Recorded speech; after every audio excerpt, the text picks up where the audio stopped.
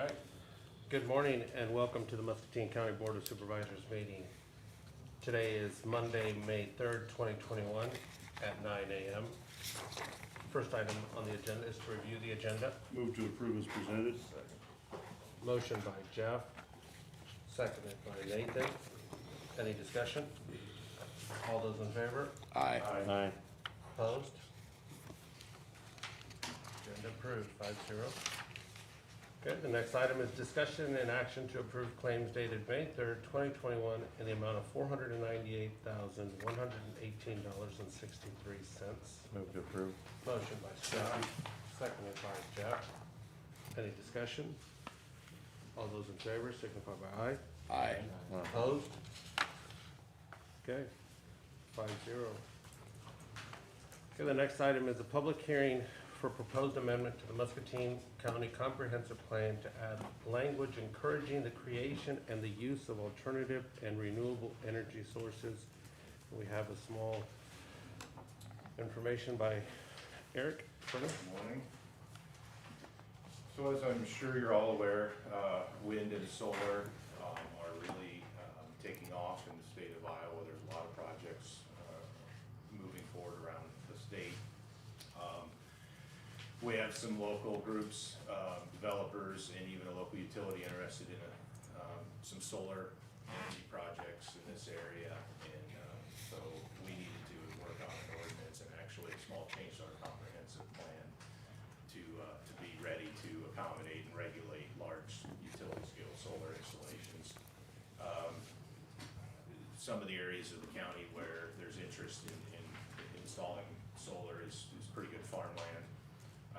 Our comprehensive land use plan speaks very strongly towards preserving one of our best resources, which is good, rich farmland. So we needed to make a slight adjustment to the comprehensive plan that would even allow us to consider the conversion of farmland for things like renewable energy. So what I've recommended and what the zoning commission looked at and recommended to you is just simply adding one line to chapter 2 vision, goals, and policies of our comprehensive plan. And I can read it for the record if you would like me to. It's literally one sentence, and it's simply encourage the creation and use of alternative and renewable energy resources and consider the economic and environmental benefits of renewable energy when considering the conversion of farmland. That simply allows our comprehensive plan to even consider conversion of farmland for things like renewable energy. Because most of the time, the comprehensive plan would steer us away from conversion of good farmland. But in the area of renewable energy, I think it's something that we need to at least create room for.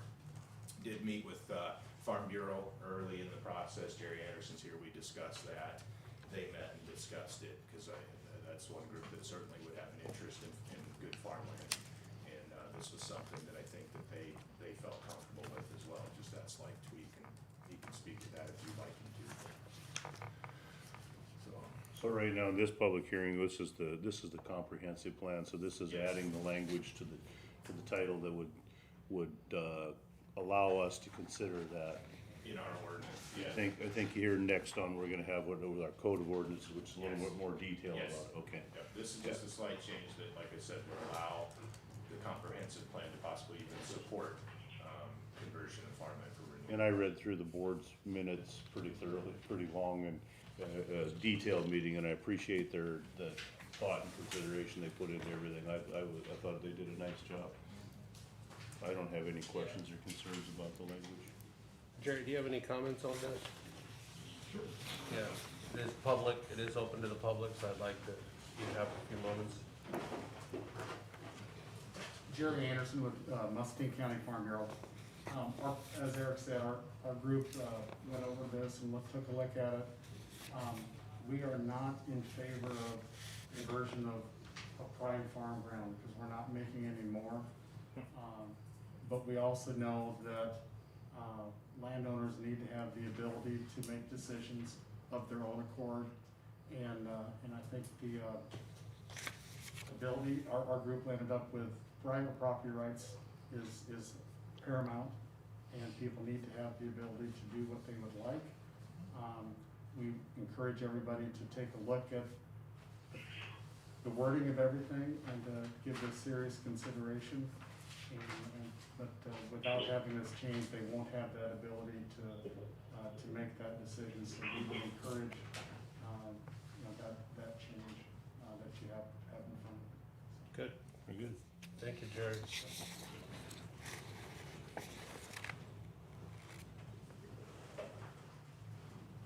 Morning, Morning. Please state your name and address.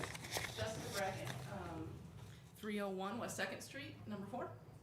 So I am here today as a representative of Progress Muscatine. We are a community organization, and our mission is to empower Muscatine County residents to identify problems and work toward sustainable solutions for the common good.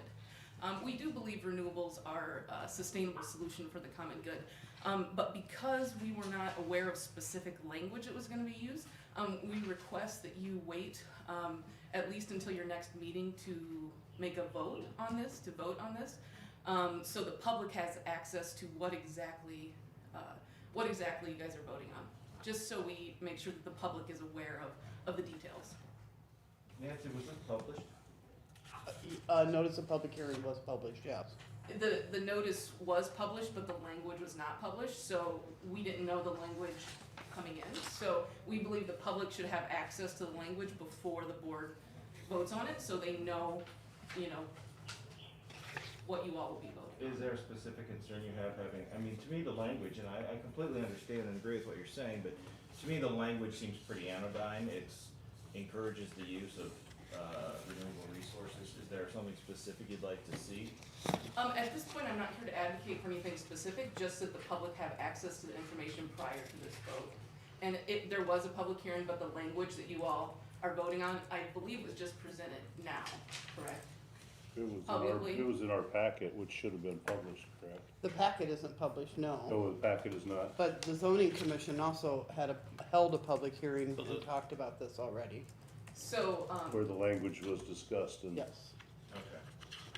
but because the county does not have this on their website, and this is what you will be voting on, and this is what our, this is where we go to find out information that you will be voting on, it's not there.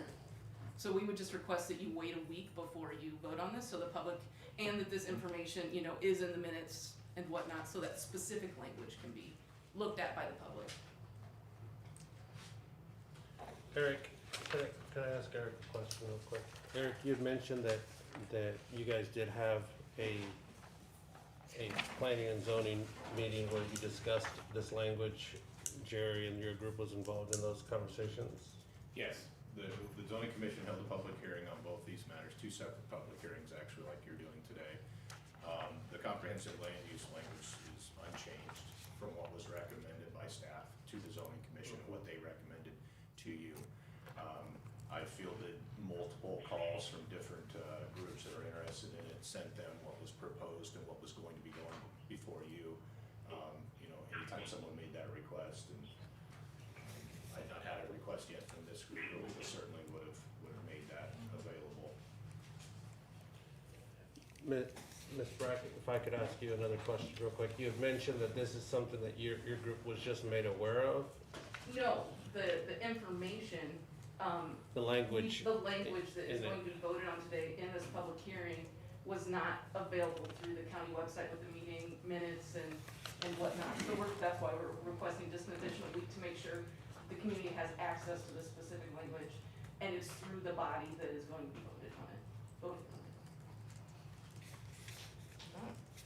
My concern would be, Nancy, you'd have to answer this, if they hold a public hearing today, but table the decision on it, is there still an opportunity for public comment next week? If they Table the they public can hearing. table the public hearing and, That's what I want to be clear. and We reopen wouldn't it. have to republish notice with the specific time settings?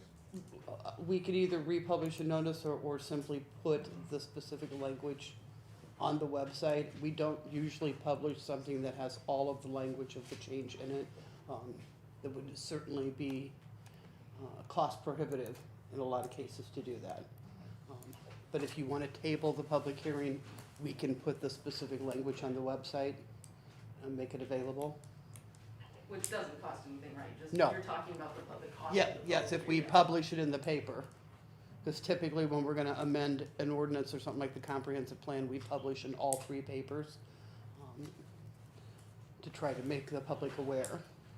And the notice of public hearings were also on the website, but as Jessica said, they didn't include the entire verbiage. And excuse me, the audio that people are hearing over the phone is horrible. We can barely hear anything on that. So there are several people on the call this morning that I believe would like to talk in some type of a public meeting request. And it's not letting us? Are we not, like, speaking loud enough? No, I don't think that's Yeah, it. If I could borrow this for a second. I'm gonna disconnect it and then reconnect back into it. I apologize for this, but No, that's fine. yeah, That's there's fine. several comments in the chat window downstairs, so.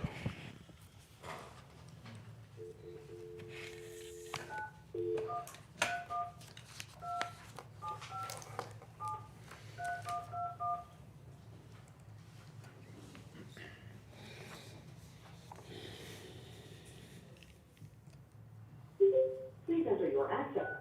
With my phone.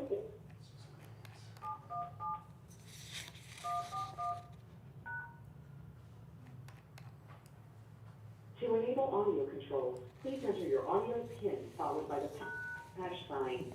This conference will now be recorded. All right.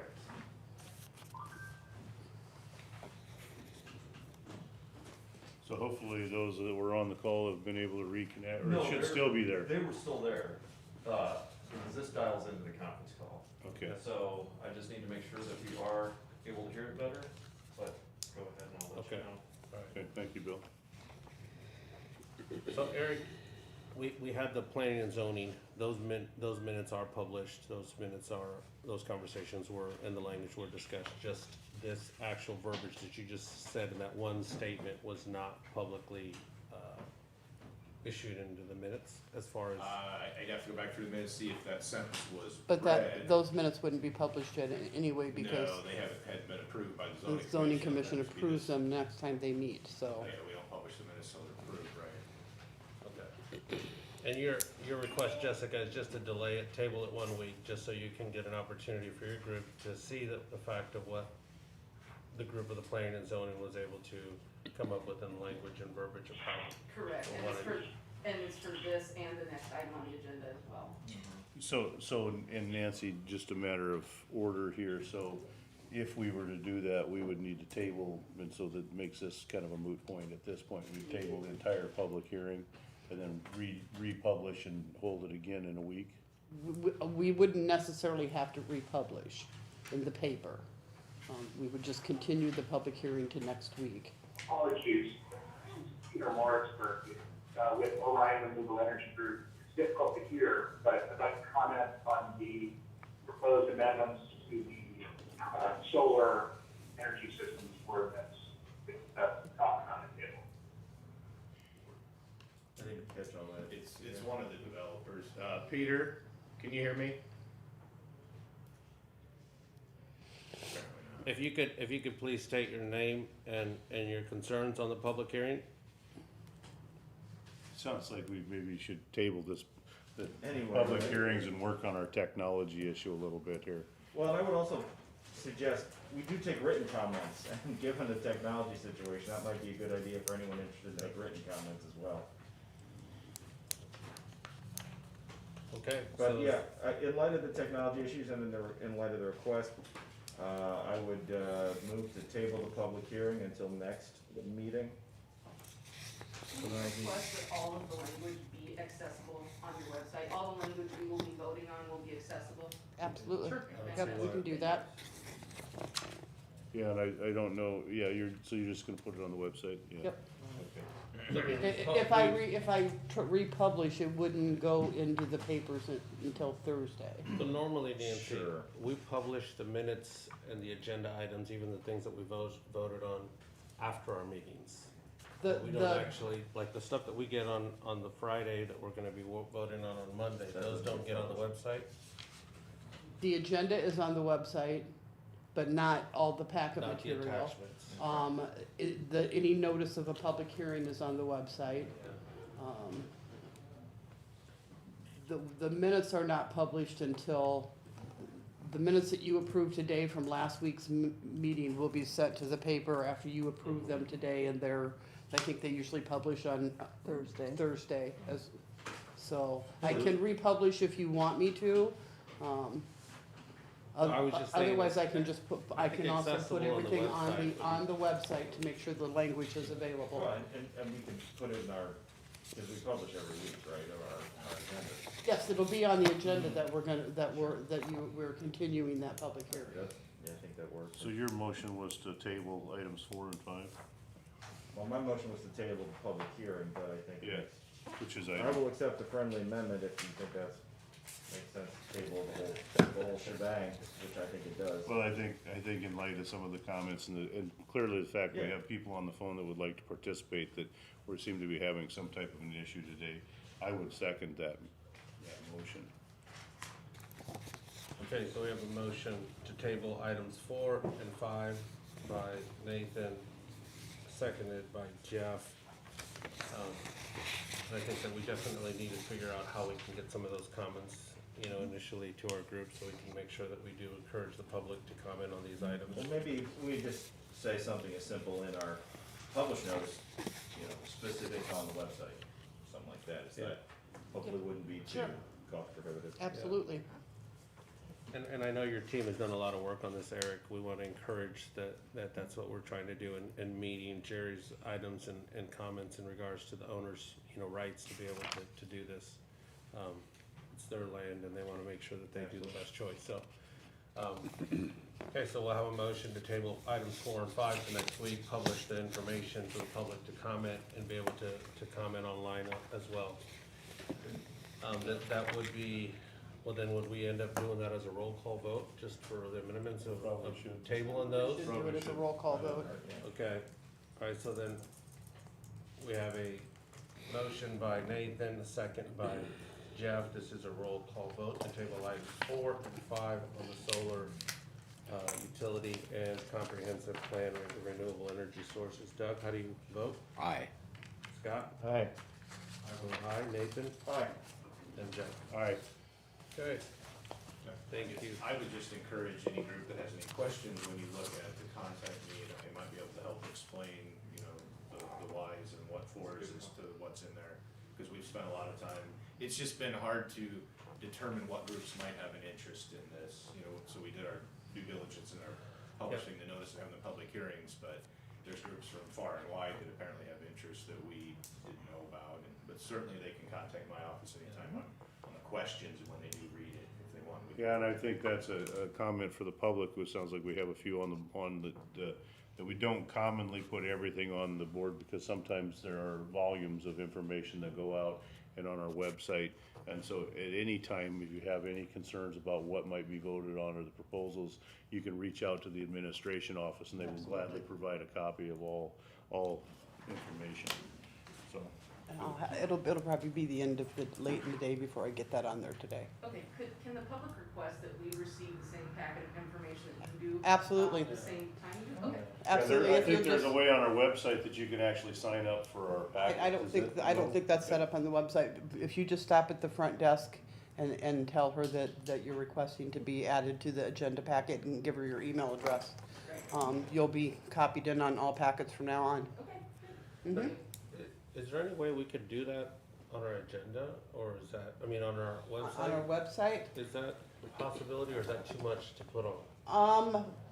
frankly, I have no idea. We should be able to do it, but I'd have to work with the IT department to. I know, again, I'm trying to think back, I know when I was on the city council, they would send it out saying, so everybody could even see if you're gonna replace a sidewalk and they saw the drawings that everybody was gonna be, every city council was able to see some of those things. I don't know if there's value in that. So are you asking about Basically, the packet that we putting get, the whole packet on the website? being able to do that I think there's value for the public to see some of those things, so they're more informed of what we're trying to share with them. I think we use the same And that's the same thing, the service provider that does the city's website, Yeah. the same group did it, and so then I'm they end certain up that capability is there, whether or Right. not, how to. following the minutes and stuff, and I think that it becomes a little more, you know, more Absolutely. communication that we're able to share with that, so Eric, again, I appreciate it, and we will table this till next week.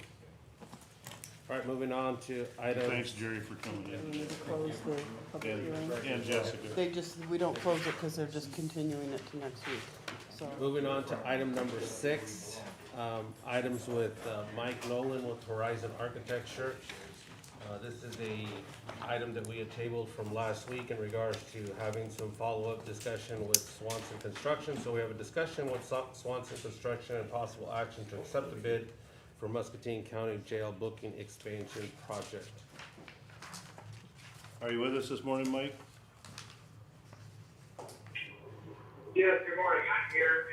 We also have representatives from Swanson Construction, Steve Swanson, Keegan Scott, who's a project manager, and also Dan Brown, who was our project site superintendent. Basically as requested, they are here to answer any questions and address any concerns you might have. So I'm going to go ahead and go back on mute for now, and I'll let you address the questions right to those guys.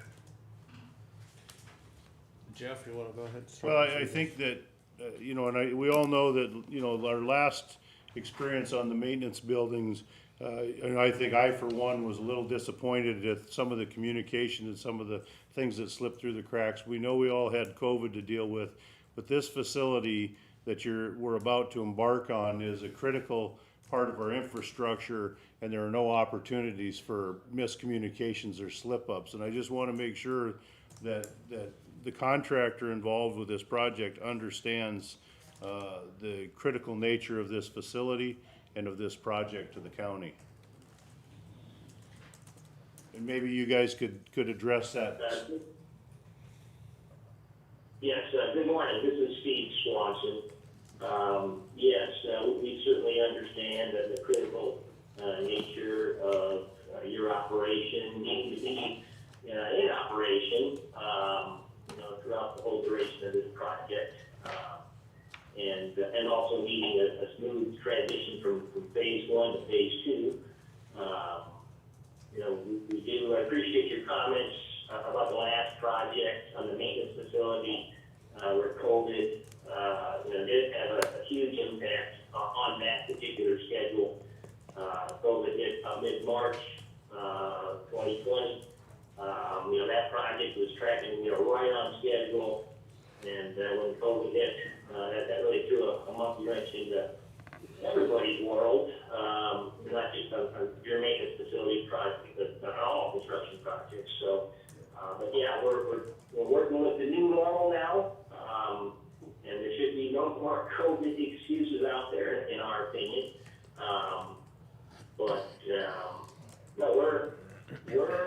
We understand schedules and the importance of schedules. The maintenance facility, fortunately on your end, you had some flexibility, that is, as far as your move-in date. And then things, ended up dragging on a little longer than that. So we certainly apologize for that. But from a quality control standpoint, we believe the maintenance facility is a high-quality facility. It's to last, a lifetime. So, can't emphasize enough, we understand schedules and the importance of your operation.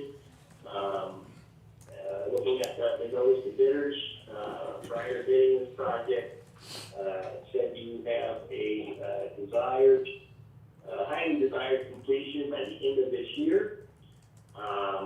We have started to work on putting the project schedule together prior to contract award. We're hopeful for contract award.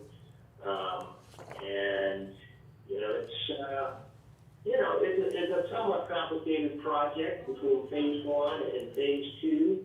That phase 2 is not a huge phase, but it's just enough to take 2 to 3 months just for phase 2 alone, because of all the trades are still involved with phase 2. So from an aggressive scheduling standpoint, we think we're looking at Again, this is on the aggressive side of things. We think we're looking at end of October completion for phase one and end of December completion for phase two. Now that, again, that's aggressive. I think realistically, probably what's gonna happen is, end of November completion for phase one and end of approximately end of February completion for phase two. One of the big roadblocks we're looking at is the detention and security equipment. The detention doors, frames, hardware, and some windows. They need 5 weeks to get their shop drawings submitted, and then 14 weeks for procurement of those items after approval of their shop drawings. So that's kind of a roadblock we're trying to work through. But factoring in the 5 weeks for shop drawings and 14 weeks for procurement of their materials, that would be the end of November completion for phase one, approximately in February completion of phase two. Again, your facility would be in operation the whole time, based on the phasing, schedule. Mike Nolan has put together the temporary partitions, et cetera, et cetera. And I can't emphasize enough that, as a contractor, our financial interests are always aligned with getting the project done as soon as possible. When projects run long or too long, that's costing us money to have a site superintendent out there, to have a project manager involved. So our financial interests are always aligned with getting the project done as possible. So we will be pushing for end of October completion for phase one, end of the year phase two. That's what we should offer for. Very interesting. Mr. Swanson, you'd mentioned materials and shop drawings, 5 weeks and 14 weeks. Is there any concerns with materials and purchasing of materials for these projects? That's the main concern with the detention equipment.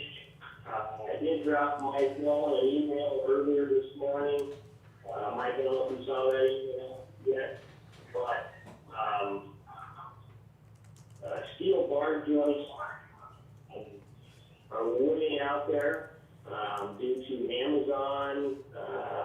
Supposedly Amazon is sucking up about 35% of the steel bar joist production in the United States due to all the distribution facilities they are building. So steel bar joists are actually out 10 months, which will never fly. Certainly not for this project.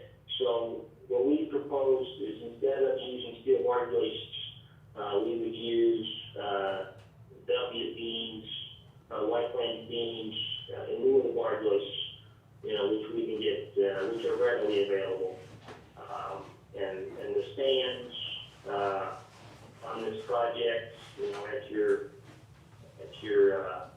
garage and your other structural stands are relatively short. So Mike's engineer would have to sign off on using those beams instead, which from a structural standpoint should be very doable on this project. So, But they're more expensive. We propose to make that change. What's that? Those beams are more expensive, aren't they? Those We believe we can get that done as a no-cost change. Okay. Do we have escalator clauses in the proposed contract? Do we have them in the contract? For materials? I haven't seen the sheriff's contract, but Okay. Just curious. I would assume there's, I don't know what So- those are done. Mike might speak to whether or not they have escalators or this is a guaranteed lump sum price that is it's all in. You're gonna have discovery work. There may be things that may come about, so I think that's difficult to assess. But Mr. Swanson, are you planning on starting the work when all the material arrives, or are we gonna start and then hope that it arrives? What is the timeline? And maybe Mike know that. I don't know if that would be a question for you or Mike. propose to get started as soon as possible. You know, that there might, again, with the detention and security equipment, that is a roadblock, a bottleneck, so to speak. You know, there's plenty of things we could be getting done while we're waiting on that equipment to arrive. You know, there may be a time, you know, based on the current lead time they've given us, you know, there may be, you know, a month to 6 weeks where we can't finish phase one on the interior renovation side of things. And so you might see, you know, things sit idle there for a period of time. Again, that's provided that we don't have any luck getting them to expedite those materials. But the addition, you know, part of the garage, the portal, you know, we've got things to be working on there. You know, with these types of additions and renovations projects, we find it's always best to push forward. You don't never know what hidden site conditions you may run into. Always a lot of problem solving in this business that take a little time to, you know, discover some issues that need to be solved. So, you know, we're going to want to push forward. And again, based on the temporary petitions that Mike shows on the staging plan, I mean, these people will continue to be in operation at all times. So we'd like to push forward with the intent of trying to expedite that security and detention equipment and see if we can achieve it end of October completion for phase one and end of the year for phase two. That'd be our preference. That's All right, and that's fine. I just wanted to ask those questions. One of the concerns that we had in regards to obviously past history and maintenance building was the leadership or project management that was able to start but not able to complete, and COVID related or whatever may have been the reasoning. We obviously had the concerns knowing the you know, major, you know, renovation that we're wanting to do with the jail and how critical it is to our existing, you know, county business. How do we know, or what affirmation or confirmation could you give us? Is Mr. Keegan Scott going to be the project manager throughout the project, or who are we going to have that kind of gives us that peace of mind that knowing that we're going to have good coordination, communication with our team, and streamlining the project?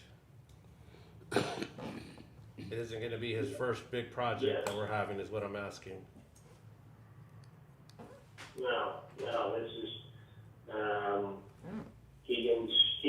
Keegan will be the project manager. Okay. And Dan Brown will be our site superintendent, so that will be your team. And I'm always involved, you know, with all of our projects to a certain degree.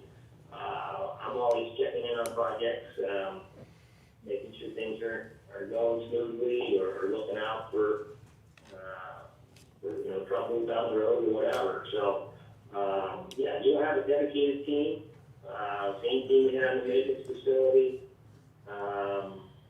We too were very frustrated on how long the maintenance facility took to get completed. Again, you know, our financial interests are aligned with getting projects done as quick as we can. Because it costs us more money when they run along. So, COVID was certainly a factor there. I think COVID hit about the same time our sheet metal contractor, Body Big Sheet Metal, was starting on the project. And they really were our key source of our schedule problem, and how they affected other trades that needed to follow behind them, site work, et cetera, et cetera. And that might be sheet metal will not be on this job. Right? Not that we'll never do another job with Pine State.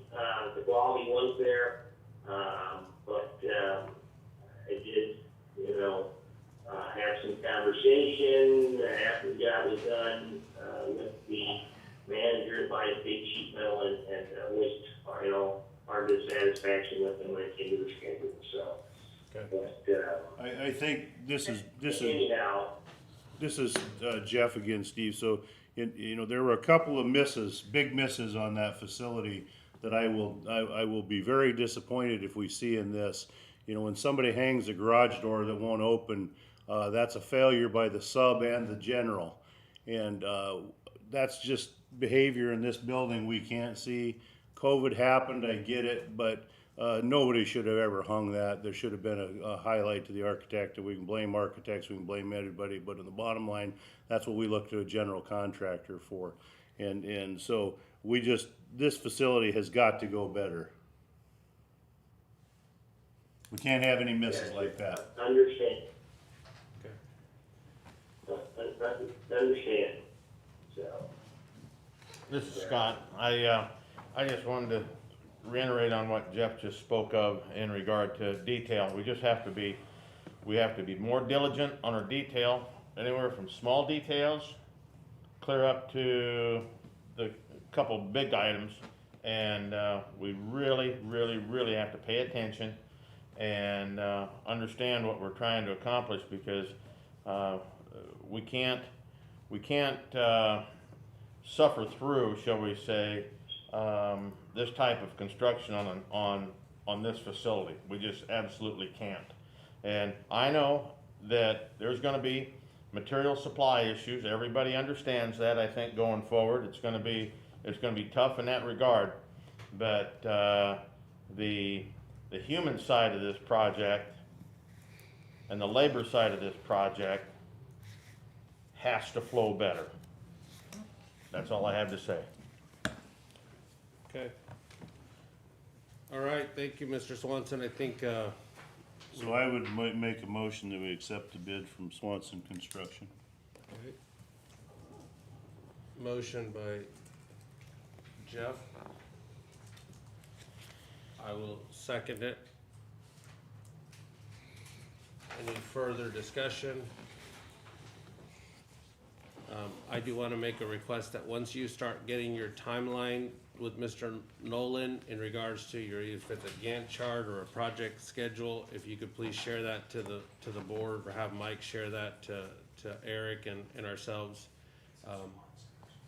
So if you got that, that's probably the only request that I would have.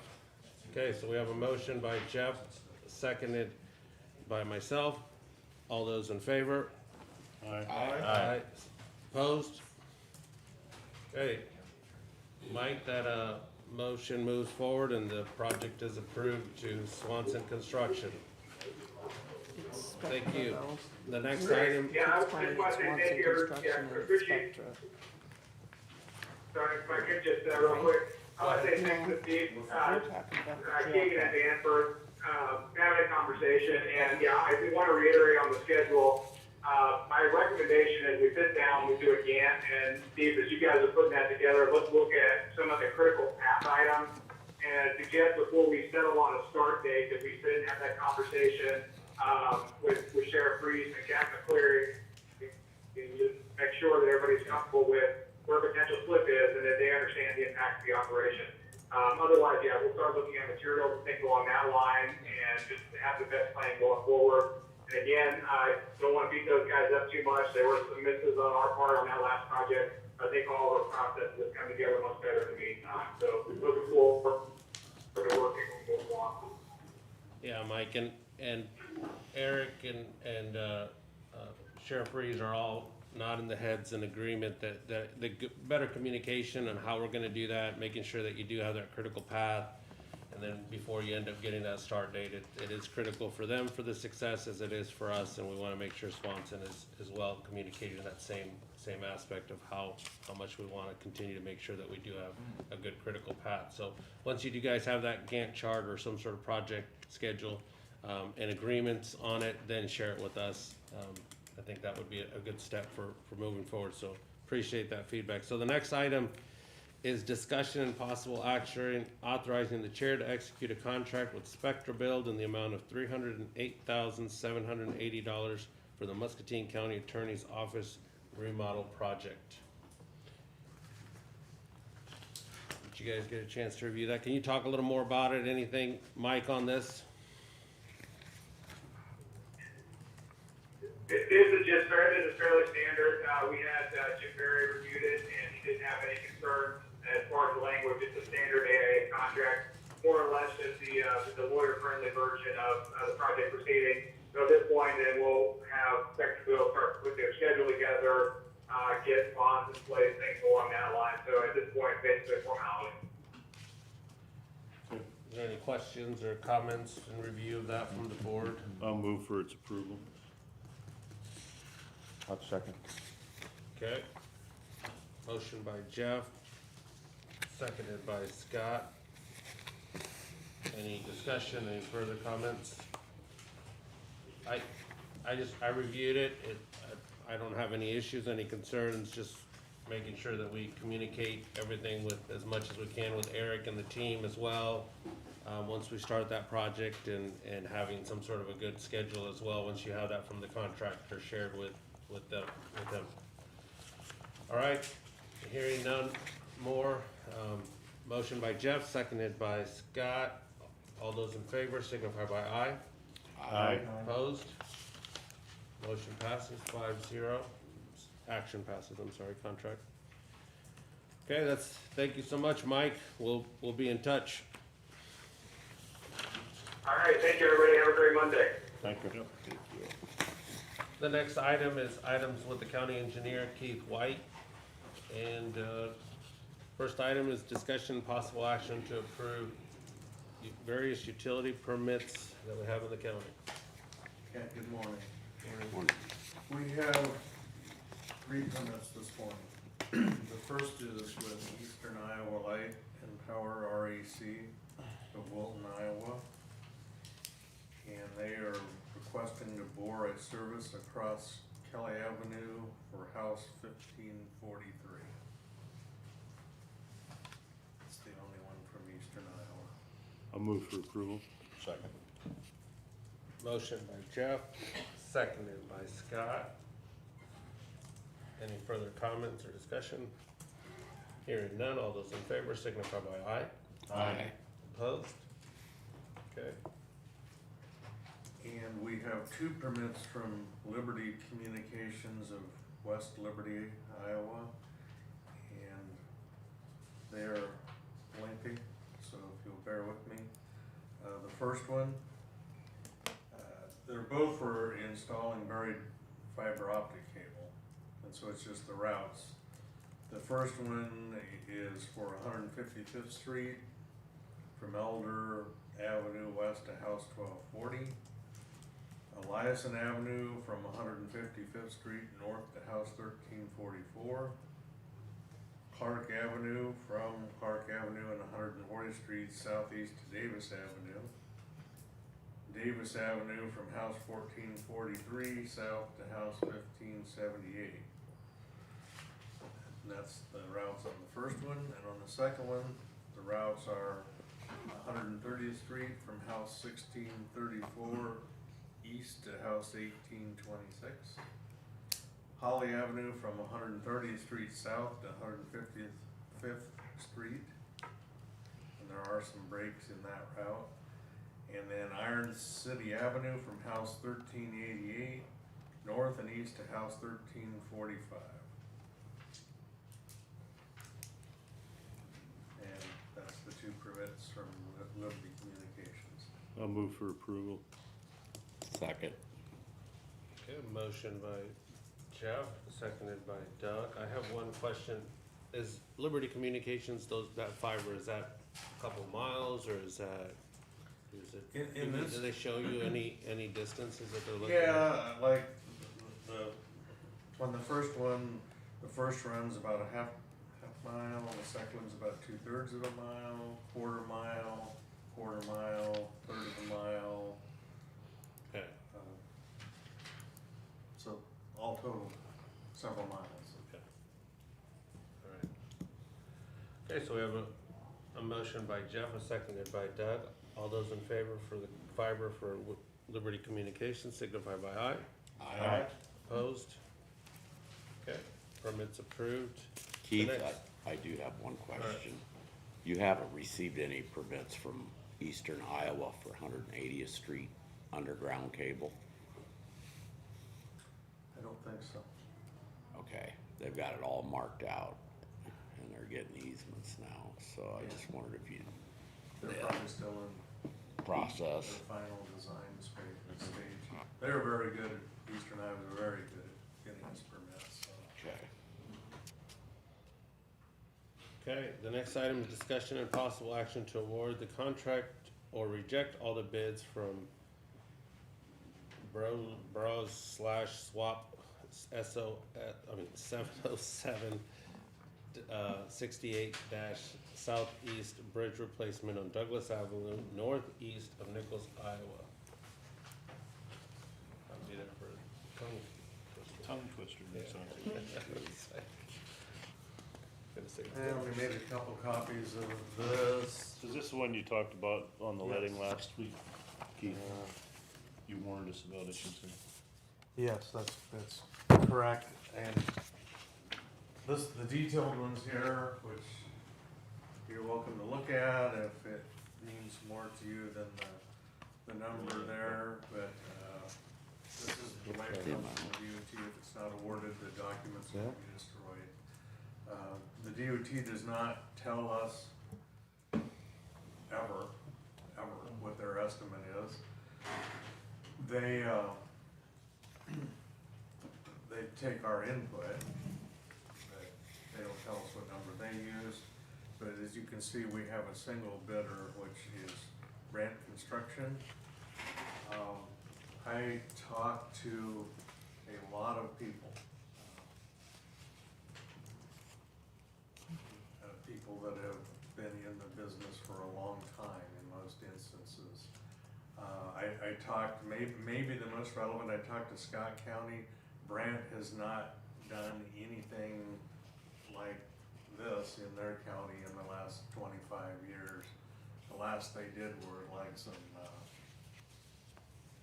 precast bridges over 25 years ago. So I'm gonna tell you, I started with if Scott County had them in recent history and had a great experience, I might feel that I could support this. But we learned, we talked to the DOT, we learned very little about their bridge building abilities. We know about some of their other abilities. I personally do not like the message that we send to our regular builders that we're going to accept a number that I consider quite high.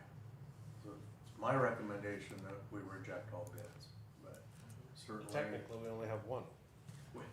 Technically, I mean, it wouldn't be all- technically, we only have one. Okay, so I wanna make That's sure that- not Well, they're happened- both telling the truth, you know. That's not happened to us on bridges. I will qualify that by saying, we go out again, will the numbers be a little better, a lot better? It's kind of an unknown world out right there right now. We might have to go out twice again. The soonest we can probably go out is in June. Well, the other factor I took in, this is on a gravel road, north of Nichols. It's not a paved route with a really high traffic count. It's not gonna kill it to wait a year. I think if we, look at completion date a year from now, we will see better numbers. And we will see more bids. So there's not a requirement for us to complete this. We're not getting any federal dollars on this that we need to have No, it's a- utilized by or state dollars by a certain date. It's a swap. No, it's a straight up swap project and, no. Yes, we would like to get it built. Did not see critical urgency in getting it built to pay Can, easily 100,000 extra. yeah. So, If it was my money, I Yep. would not do it. and I think that there's, I think my question would be in regards to when we look at new contractors or new, you know, groups that we haven't used in the past. For example, we've run into contracts and projects here.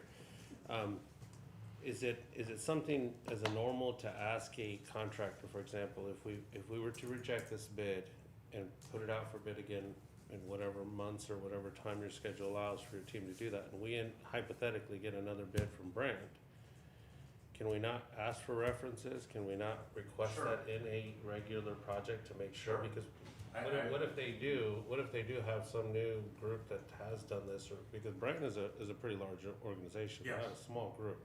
They are. So I'm not saying that they can't, but at the same time, if cost is the driver for me, and knowing, like you mentioned, Yeah, these I'm less these are our focused dollars on that's the going around that. contractor and more on one bid. Yeah, And I think you send the message to the bridge builders that you're willing to accept outrageous prices. I just think that's a well, dangerous and message.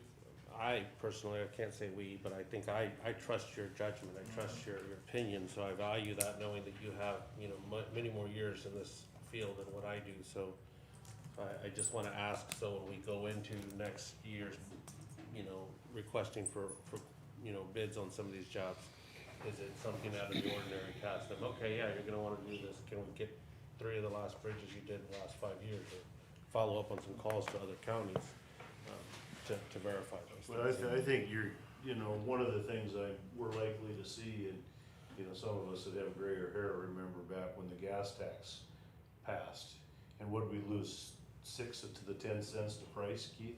Yeah. You know, so Oh, yeah. if we see, you know, there's a big move at all levels right now to fund infrastructure.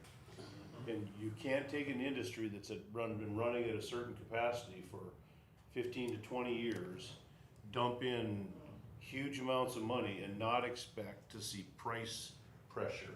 Right. I suspect folks like Keith are gonna be before us many times in the next year, questioning some of these numbers that are coming in, because the business is gonna be too good. There's gonna be projects out there, and people are gonna try to grab price. I can it's tell gonna you, happen. this was the April letting. We reviewed the March letting in detail. There were about 40 projects. We reviewed the February, there were about 28 projects, letting numbers in detail and looking at, were there outrageous ones out there? Sometimes there were. Was there anything awarded outrageous? No.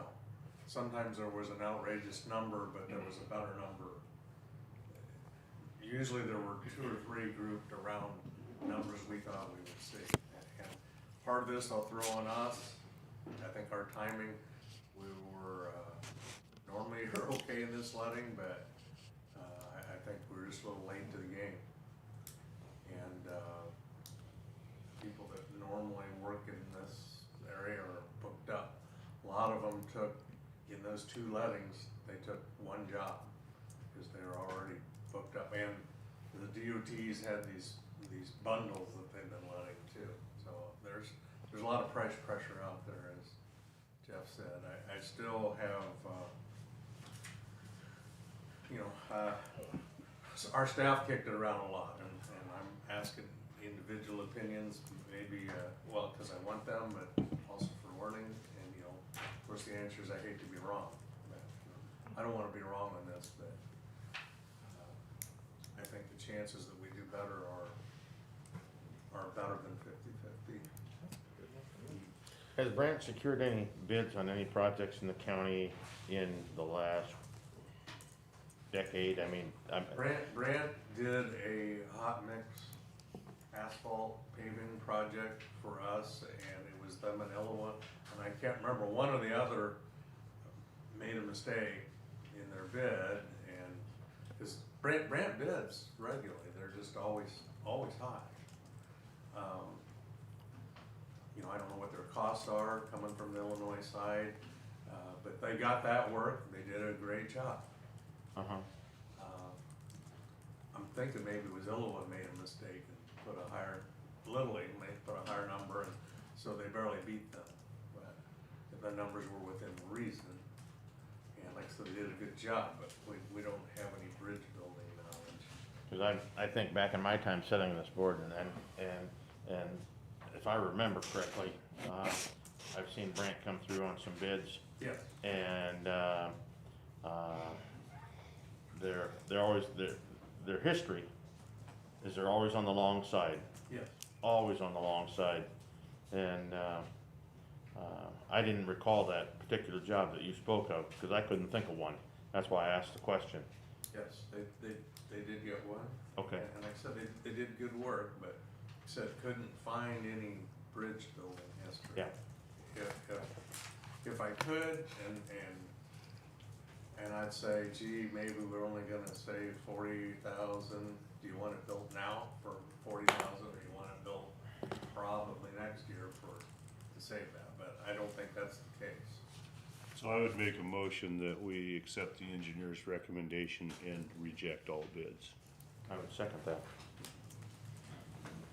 Okay. A motion by Jeff, a seconded by Scott. I will have a comment that I'd like to say, so, or a question. When will we be able to resubmit these out for bids again? The DOT lets them, and I think June is the soonest. I think the May ship has sailed. I think we could get into June.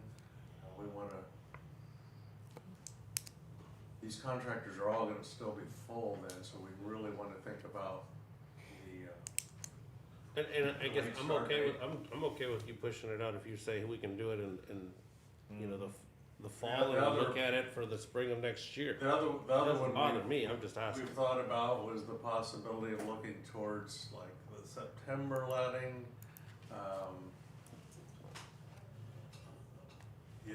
If it's a good construction year and the regulars are ahead, then you might have somebody say, hey, I'll take, and we'll give them next spring, but they might say, hey, we can get in there and knock this thing out at the end of the year. I don't think that's high probability, but it's a possibility with either of those letting situations, but we're probably gonna give them a year to be Okay, quite and that's perfectly fine with me, I just wanted to ask the question, just so we know. Okay, motion by Jeff, seconded by Scott. All those in favor of rejecting the bids for the swap on 70768 Southeast Bridge on Douglas Avenue, signify by aye. Aye. Opposed? Okay, we will look forward to that in the future again. Any project updates? Couple things, back to G28 again, but the DOT was down for their walkthrough on, G28. And so we had some minor items to add to the punch list down there. Since, that one, these swap projects, even though they're swapped out and not federal projects, DOT still got oversight of the federal dollar, so they're gonna look at these things hard, just the way that it is, so. Which is not necessarily the way they said it was going to be, but it is the way that it is.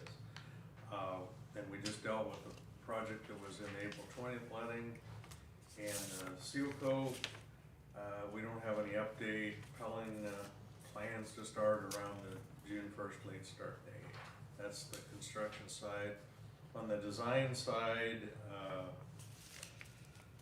bridges 104 and 107, which are in the northeast, up there on Western, or just off of Western, both of them. Topo survey is about done on all those, same way with Bridge 204 and 180th. 107, FM 55, 171st Street, which is out just off of Zachary, past the steel plant. You have the title sheet of this morning for the plans there, and I believe we had an August letting date on that. I have with me two of the acquisition parcels for Bridge 103, which is York Avenue. We're close to being done on that. Some of these too, I'm gonna just note, right-of-way acquisition is often taking us months and delaying projects. We've got one more landowner to go up there, and people are just not necessarily, I mean, we're taking slivers, slivers of creeks, but it's a challenge for the staff.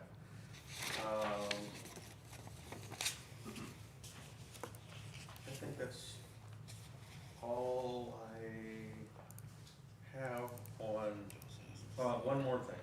The historic eligible bridges, not historic, but historic eligible. I had asked the state archaeologist and the DOT and Corps and everybody. We have another meeting scheduled the 13th of May, I believe it is. Another Zoom meeting. They all seem receptive to, let's clear all of these at once instead of going through this time. And they're three almost identical bridges that are historic eligible. They all seem receptive to that. So I expect us to, at that meeting, come to some understanding of some donation to the Muscatine County Historic Society as our punishment for replacing these bridges that are about to fall down. So that's good news if we can take care of all three at once. So I'll even give myself a kudos for that idea. So that's all I think I have. Well, It and was a lot. on that topic, we've had some discussion about instead of, using secondary roads dollars to pay the cost for those bridges, since we also fund the engineer out of the general basic fund, that we would cut that check out of the general basic fund to historic preservation and leave the secondary roads dollars intact, so. I like that idea. And though I don't necessarily love the idea of paying that penalty out of a road fund, at least the money stays in Muscatine County, comes from Muscatine County and stays in Muscatine County, so it's just one pocket to the other. And the commission is planning on using those dollars to pay for signage for their cities, schools and churches, project that they've been working on, so, they already have a use for it, but, these bridges haven't meant to be historic, they're just eligible. Right. Okay. Any other comments or questions for Keith? All right, hearing none, thank you, Keith.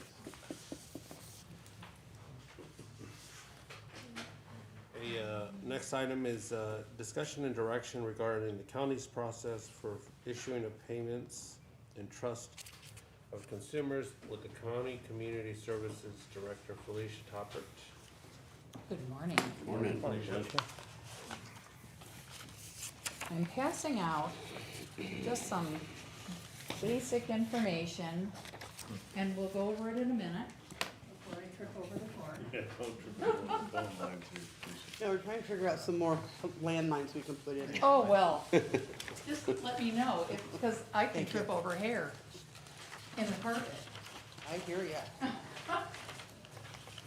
All right, so I'm in my second year at Muscatine Community Services and am looking at the trust department more in depth in terms of how we go about our business. Let me just stop you right there and thank you. We've been asking for this for several years, and now I actually see an analysis of the numbers and the costs and benefits of this. Thank you for getting this done. I Absolutely. appreciate it. Taken into the notes. I want to give kudos to our office manager bookkeeper, Nikki Holmes. We hired her, and one of the first changes we've actually gone about making is, Nikki said to me, how come we're writing 160 some odd checks every month to the treasurer's office? why don't we just make them an electronic transfer? And so we worked with Amy's office, and lo and behold, magically, we can do automatic transfers, save her a ton of time, save us a ton of time, and save the bank a ton of time. Not to mention the amount of the checks. Because the checks are not, the blank checks that we print on are not cheap. So we're gonna lower down our check numbers just by virtue of doing that electronic transfer and sending the spreadsheet to Amy's office for her to approve. I was told by one of the staff, well, we're not allowed to do electronic transfers, and I said, according to who? Well, nobody could tell me according to who, but Social Security said, and I said, well, no, not exactly. So with that in mind, one of my goals is to get the trust workers back out to their clients and be less bookkeepers, bankers, that sort of thing in the process. And the first thing you're gonna see is this kind of handout for a TrueLink card, okay? TrueLink is basically a prepaid card. What we can do is we can do electronic transfers to these cards for our clients to use, and they have their money within the next business day. As it stands now, because of COVID, we've been putting everything in the mail. And we write, at best guess number, a little over 26,000 checks a year. Jeez. Okay? So, Who pays for that postage? We, Exactly, that's what I was wondering. and we quit buying stamps and went to the postage machine at admin to try to lower down that cost. If you look at the sheet, the cost analysis sheet, it's basically a side-by-side. And I have to tell you, this is a very conservative cost comparison. Very conservative. I think we can probably save more time and money than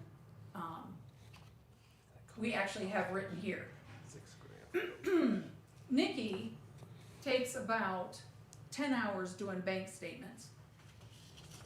I'm not in here, but I look at every single solitary bank statement and I initial it. So I know exactly where that money's going. I know exactly who's over $2,000, their financial limit. I get a report every month about who's over the $2,000 Medicaid limit. And we work at getting those limits down to where they need to be. So my numbers are not in there. The amount of time that I put into this, I just wanted you to see what my workers are doing. So Nikki spends about 4 hours stuffing envelopes in a month, and I think she was being extremely conservative in her time because she does a lot. On the 1st and the 3rd of the month, she is stuffing hundreds to the tune of about 300 in a day, stuffing envelopes. Now we put more than one check in an envelope if it's going to the same place, obviously, but it's still the same process.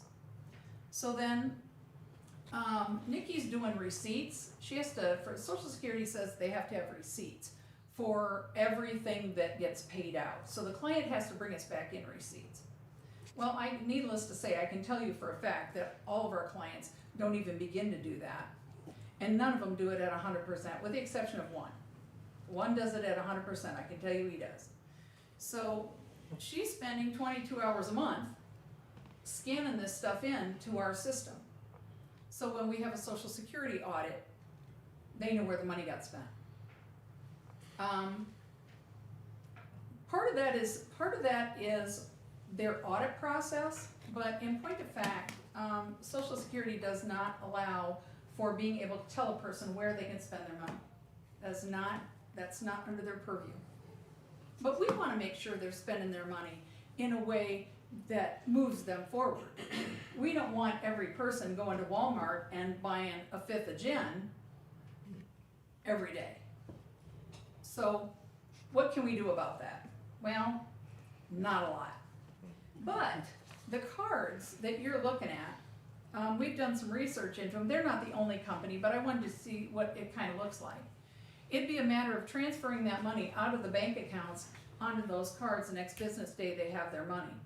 Right now, we have so many calls about the mail hasn't come, where's my check?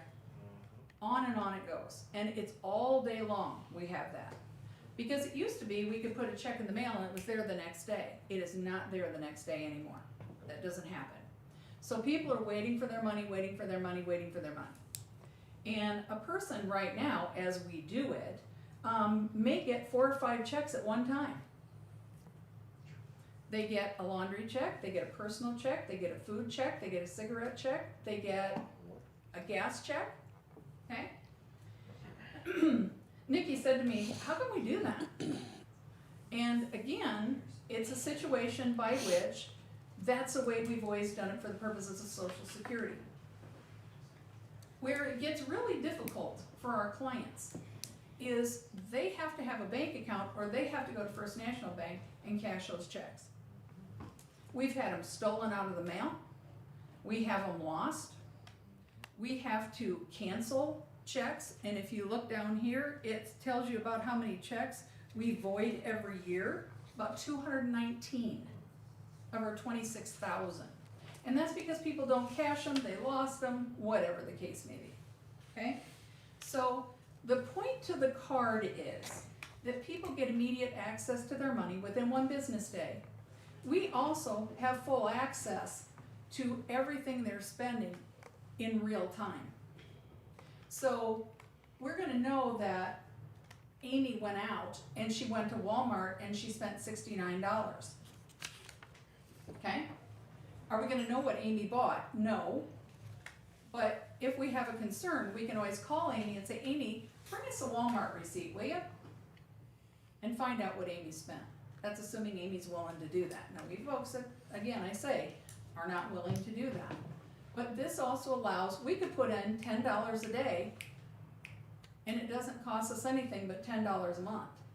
It costs me more in postage and more in checks and staff time than $10 a month, by a long shot.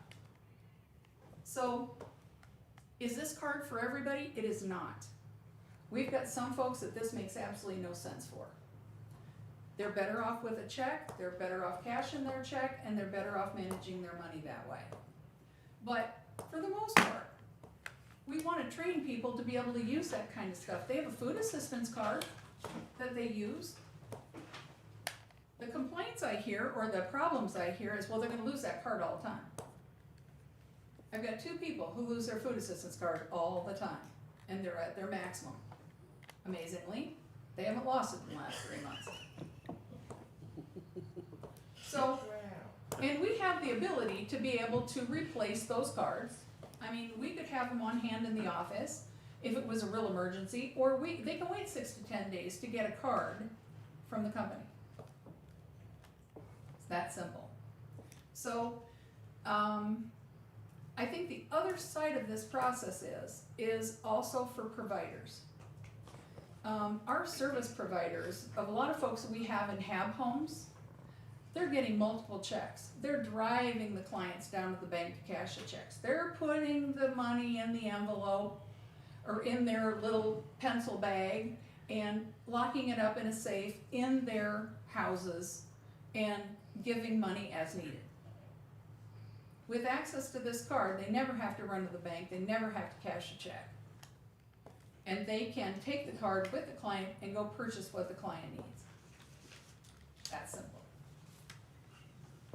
I have to tell you, we had an interesting thing happen over the fall, and I can't remember, it was September, October. It was actually Nick Doy that brought in a pencil bag full of checks and money. He said, I know this belongs here. I know it belongs here. It was in the street. And so he brought it in. Thank God for small favors, it was Nick that found it. Because those folks would have been out of their money. Simple as that, for the whole month. So what I'm really looking at is being able to institute this card like 10 at a time. Doing 10 for a month and see how we do with it. And then doing 10 more. if you look at the bottom line, on the far right side, I'm estimating about a $14,000 savings. Again, I think that's exceptionally conservative. I think it's gonna be more than that. I think it's gonna be at least 20,000 a year.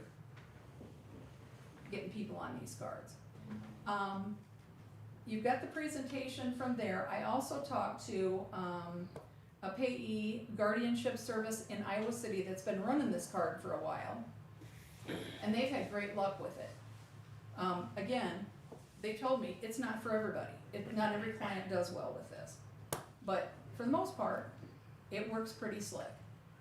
They haven't been through a Social Security audit. I did call the Social Security cadre, and I talked to a gentleman by the name of Eric at length on my way home from work, and he gave me all the ins and outs and pitfalls and that sort of thing of the cards and what we needed to worry about. And one of the things we have to worry about is these cards can't be used at every ATM. They're in-network ATMs. But the person can do a point of sale, like for instance, go to Come and Go and buy a pop and get $10, and it doesn't cost them a dime. It costs them nothing.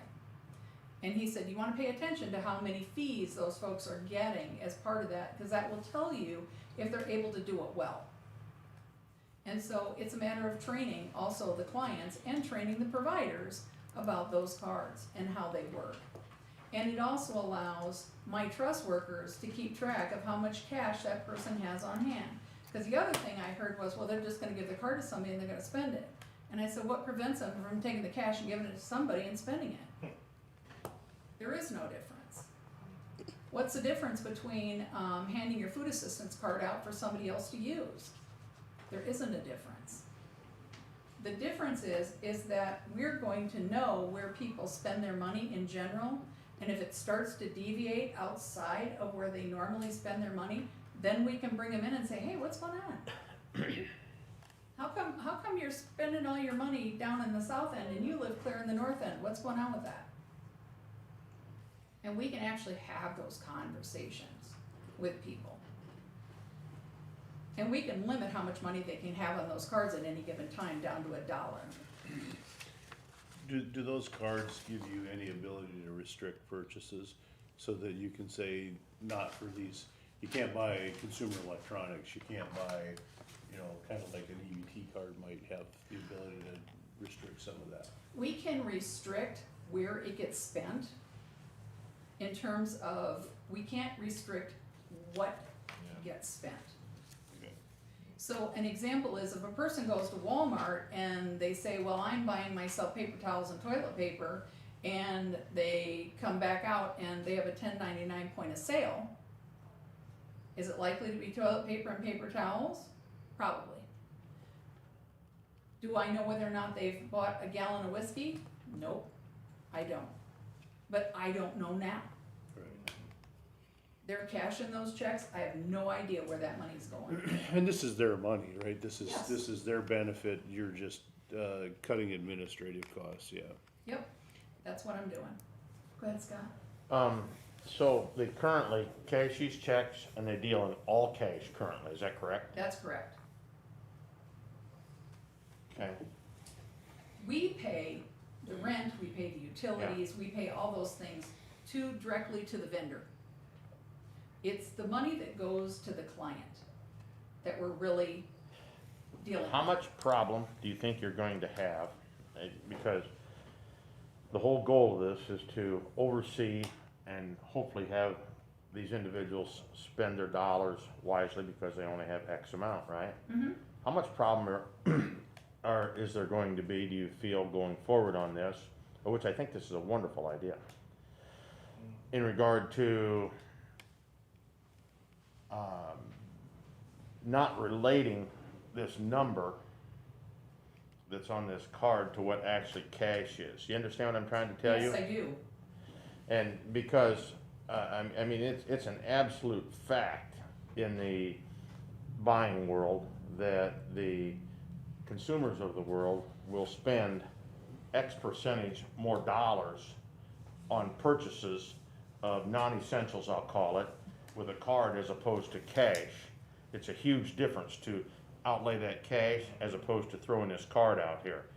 I'm just curious what the other counties and that have experienced in that regard of maybe having to put a cap on the amount of dollars, as you said, per day or per week on this card to keep them from falling into that trap.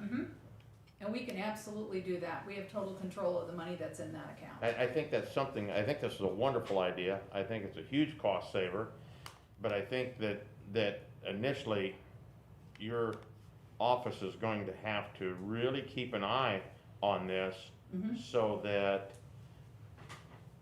they don't overbuy. They manage their dollars. People say, oh, it's the same. It's not the same.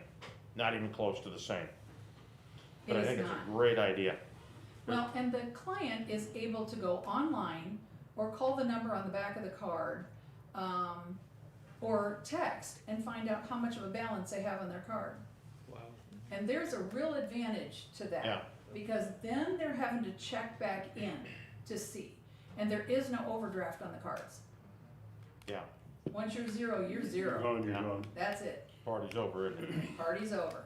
And so if you aren't, even for our folks that smoke, you're not getting cigarette money all week long maybe. Maybe you're getting at the top of the week, and so you have to be able to span that out. And I think that's incumbent on us a little bit in terms of being able to help people with their budgets and being able to help them develop those skills to be able to manage their money.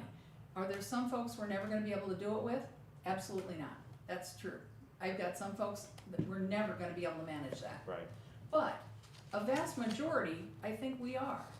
And particularly, I want to start with those folks that are in HAB homes that have providers that can reinforce what we're doing with them so that they can get a feel for how that works.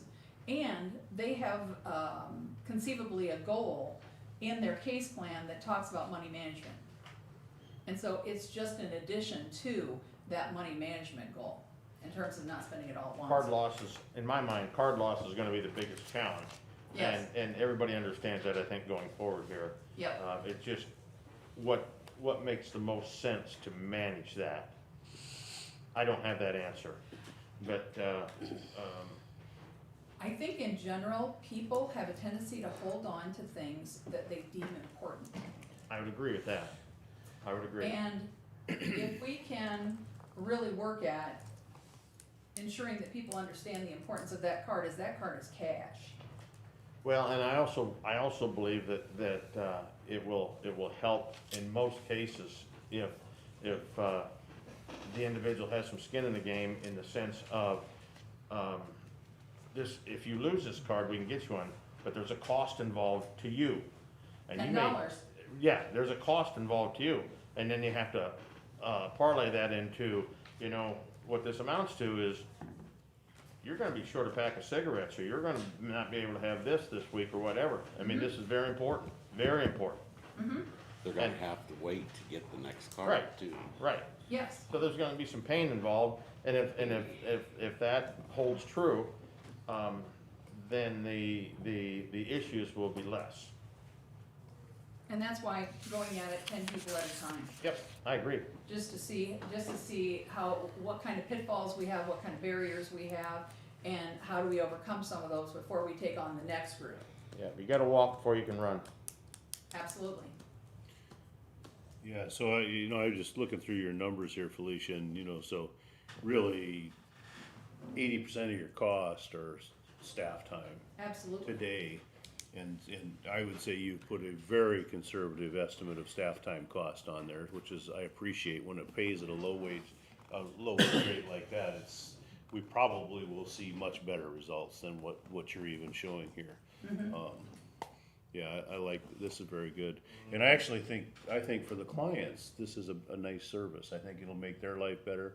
I'd be real curious as you kind of roll this out to get the feedback from some of the service providers, Absolutely. to see if they've seen commensurate reductions in staff time for themselves. Now I don't have to deal with, because managing cash is always a challenge. You have to worry about theft. You have to worry all kinds of stuff. And I can only imagine in some of these HAB homes how challenging that is for these folks. They've got plenty of other kind of minutia to deal with all their plans and all that, that they don't need to be worrying about a little pencil bag of cash for everybody. Yeah, and the amount of time that it takes to drive people down, especially during COVID, how much time it takes to drive somebody down to the bank and cash 5 or 6 checks, or one check every day is more than what is, I mean, they can spend their time better. Yeah, you're probably spending $60 to write a $2 check, in reality, all the time. I mean, And interestingly enough, we just got a whole bunch of $1 and $2 and $3 checks from the state for rebates for Medicaid, and I said, good God. It's costing them way more money than that to do those, but, you know, that's what we do. Will we have limits on what they can use per day? Will you put on some of those It would statutes depend on to the start, person. you know? So, we've got a couple of folks that probably have their first nickel that they ever earned. Okay.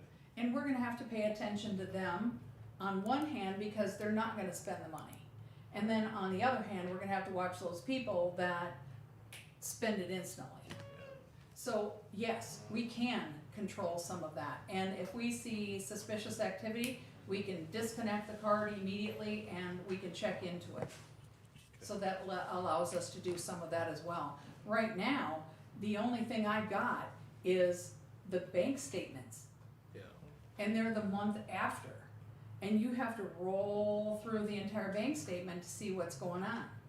And then we have to do, we have to void checks if they're over 90 days, because we have an expiration date on our checks every 90 days.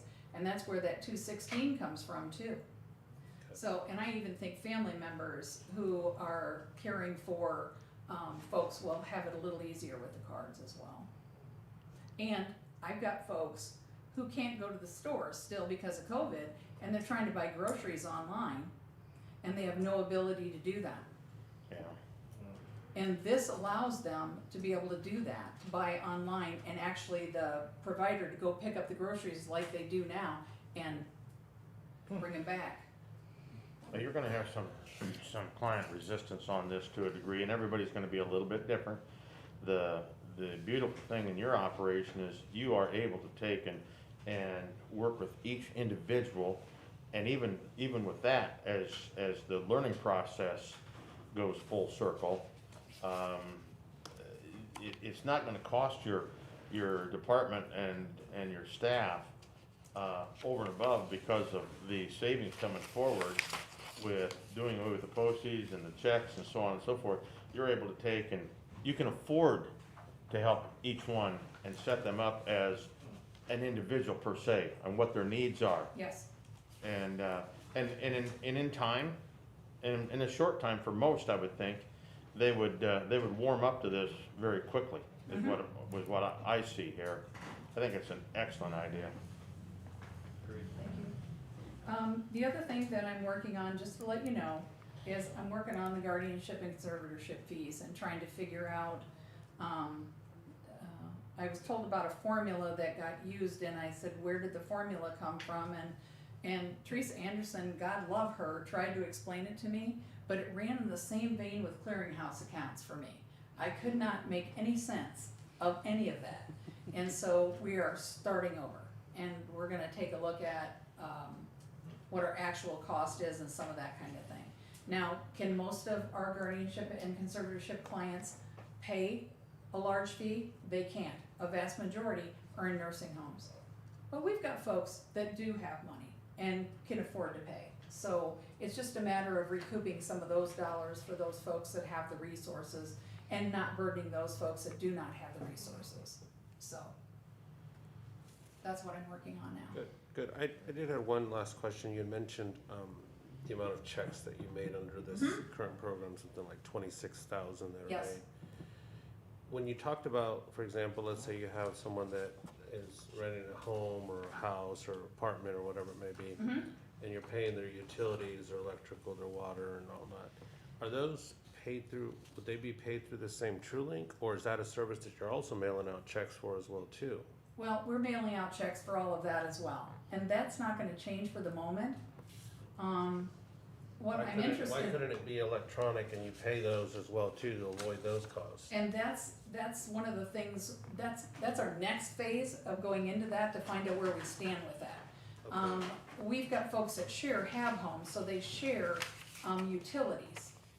And so, I'm not sure how, Oh, I see what you're saying. So the utilities aren't under their name, they're just paying for that, They okay. pay a I percentage of the see. utilities Okay. for the house. yes, Alright, well, I was just thinking if somebody was living in a place and they had to pay that Absolutely. portion, I think that would be just another potential cost savings, but you're already thinking about it, so I Yep. appreciate it. Alright, any other comments or questions for Felicia? Again, thank you, Felicia, you're doing a fantastic job, we appreciate your work and continuing to look forward to more Thank you for updates. leaving the lights on today.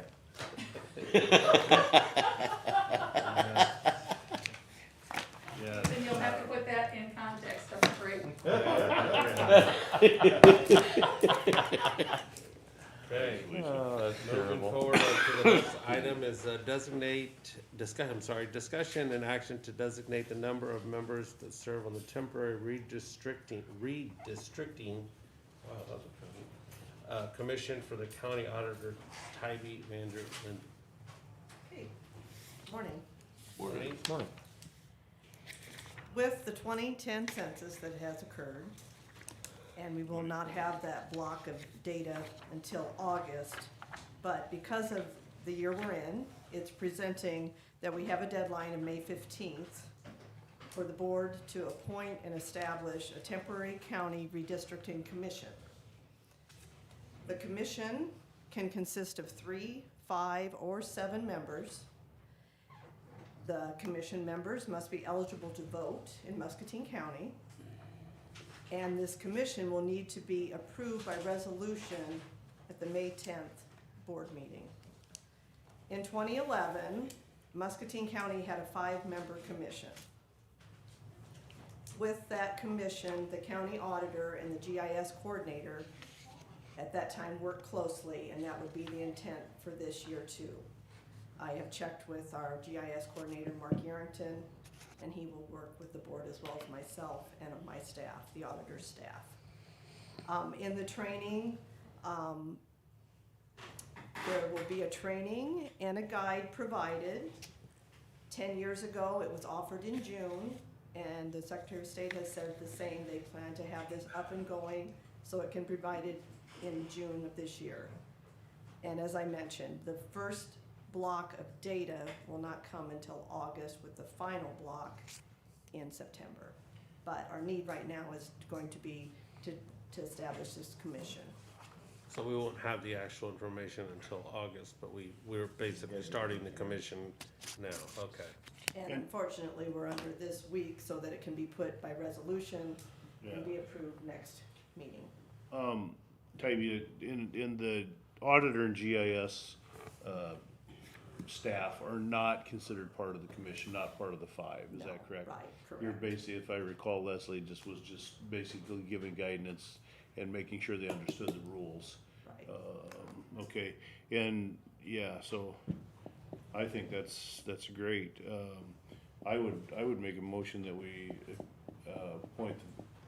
allow the 5-member or designate 5 members as we did. I think that was a manageable number. I don't think there were any great controversies with that. I believe the auditor actually selected the members last time. She brought She brought a them and recommended brought list it of the to board you. for Yep. approval, which I think would be great because, this is a technical process. So, I think it's always good if you have some seasoned vets in there working on it. There are a lot of rules around redistricting and what happens. I have no issues with that, I think that's another good information. And I suspect Kind that of the easy. auditor has probably looked out to all the political parties to make sure they had adequate representation. Cause I'm sure there are some that are worried about that, so.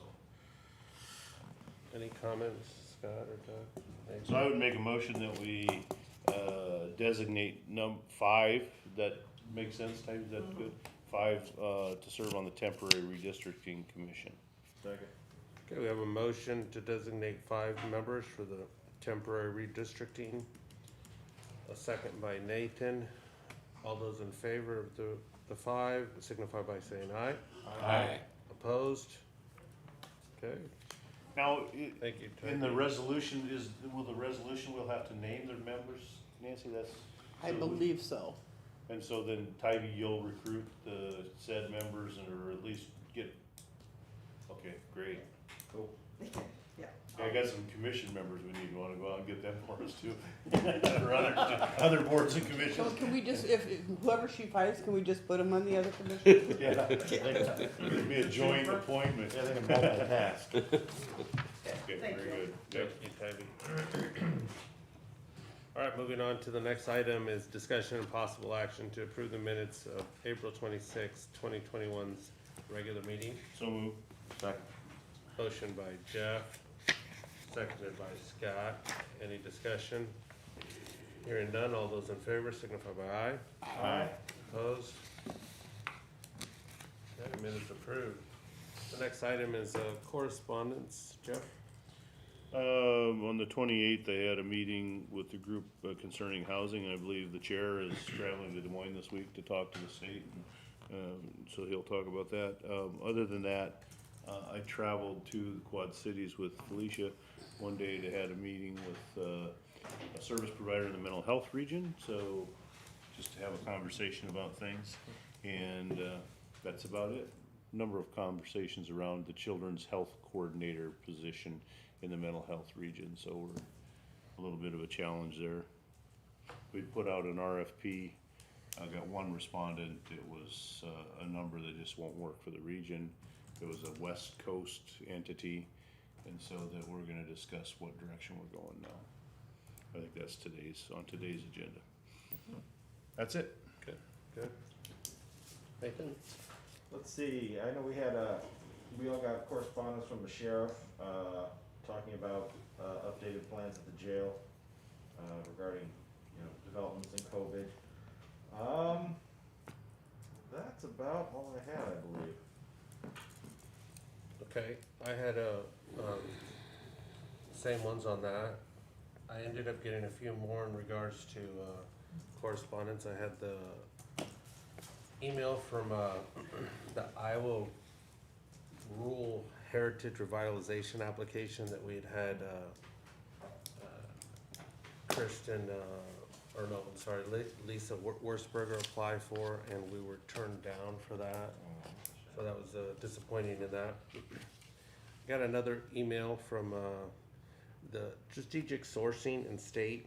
I think maybe you guys got it as well too, but I reached out to them just looking at how would that work if we were able to look at potentially utilizing some of the state vendors and seeing if there's any value in that. I just asked a few questions, just trying to understand how that system works. Also got the COVID updates I believe everybody else received.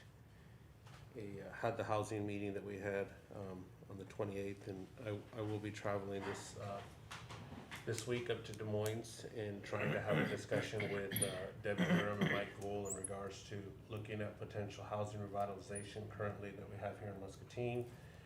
We did some scans of some high trafficked areas that need revitalization in the south end of Muscatine and the downtown area as well too, tying into the downtown as requested by the state director. And so I'm hopeful and optimistic that we should have some feedback on that next week. I also got an email from Brian Wright that they're gonna be doing the outdoor warning system for the sirens today at 11 a.m. and it's gonna be a countywide throughout Muscatine. And they'll be testing that system out today.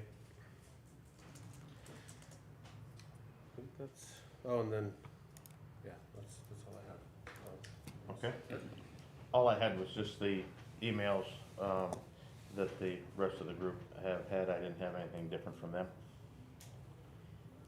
I had the COVID update. I got the email from Quinn Reese. And Travis Glenn sent an email about the Muscatine chapter of the IES, looking That's for right. some engineering projects recent or past that they could take a look at. Correct. And that's all I had. Okay. Doug, what do you have for meetings? None. I had on Wednesday the 28th with bi-state meeting via Zoom, and there was a representative there from the Corps that gave a presentation on, about river navigation and so on. They talked mainly about the Mississippi, somewhat about the Illinois as well, and the size of their districts and so on. But the most intriguing thing to me on his presentation was the long-range plan to add a second set of locks on, I believe it was 5 locks. Am I right on that, 5, Santos? yeah. I believe it was 5, and I think they were starting at 20 and going south.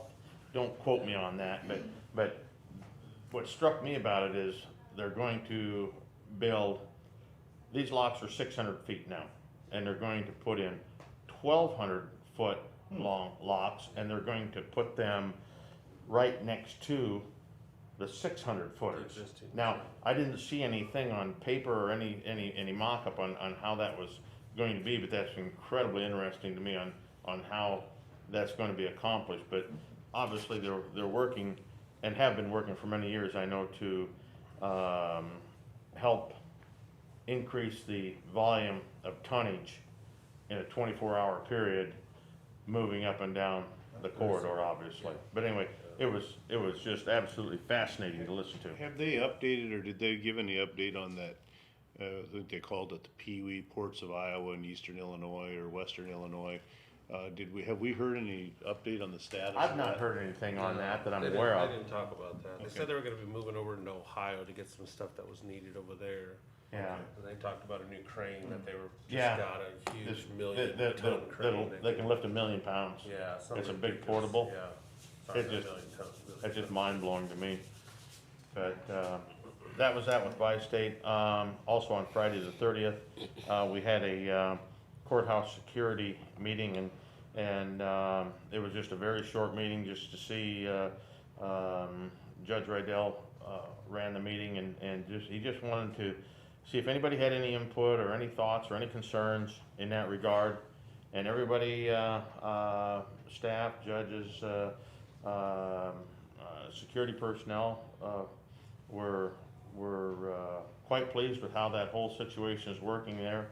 With the only comment being they would, on the second floor, they would like to have an additional, I'm gonna call it a night light situation or a motion sensor light, so that when people have to come into that courthouse after hours, to be able to have better lighting to see as they're able to move through the courthouse there.